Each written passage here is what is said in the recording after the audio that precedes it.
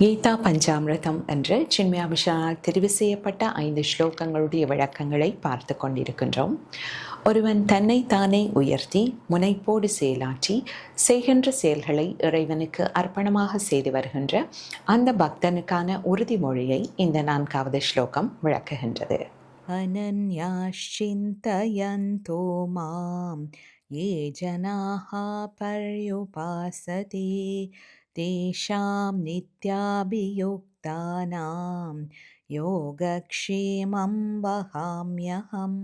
அனன்யா அந்நியர் அலராய் மாம் என்னை ஏ ஜனாகா பர்யுபாசதே இந்த ஜனங்கள் என்னை நித்தமும் உபாசிக்கின்றார்களோ தேஷாம் நித்யாபியுக்தானாம் அந்த நித்திய யோகிகளுடைய யோகக்ஷேமம் வகாமியகம் அவர்களுடைய யோகக்ஷேமங்களை நான் வழங்குகின்றேன். அதாவது இறைவனை ஒரு முகமாக தியானித்து வழிபட்டு வருகின்ற புலரடக்கம் பெற்ற அந்த யோகிகளுடைய யோகக்ஷேமங்களை நான் வழங்குகின்றேன் என்று உறுதிமொழி கூறுகின்றார்.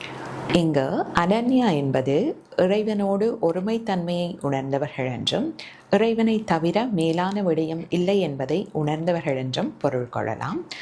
யோகக்ஷேமம் என்பது யோகம் என்பது அப்பிராப்தஸ்ய பிராப்தி, அதாவது அடையாததை அடைதல். க்ஷேமம் என்பது தத் ரக்ஷணம், அடைந்ததை காப்பாற்று. நமது வாழ்க்கையை நாம் ஆராய்ந்து பார்த்தால் இந்த 2 விடயத்திற்கான ஓட்டமாகத்தான் நமது முழு வாழ்க்கையும் இருக்கின்றது.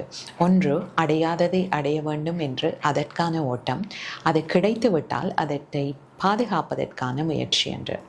இங்கு இறைவன் தன்னுடைய பக்தனுக்கு இந்த 2 விடயங்களையும் தான் வழங்குவதாக உறுதிமொழி கூறுகின்றார். ஆக மொத்தத்தில் மன அழுத்தம் இல்லாத ஒரு வாழ்க்கைக்கு வழியாகவும் இந்த ஸ்லோகம் அமைகின்றது. இது தவிர உலகியலிலும் நாம் வெற்றி பெறுவதற்கான வழி இங்கு குறிப்பிடப்பட்டிருக்கின்றது.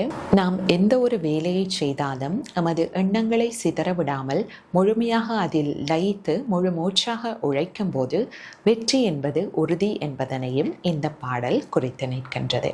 நன்றி.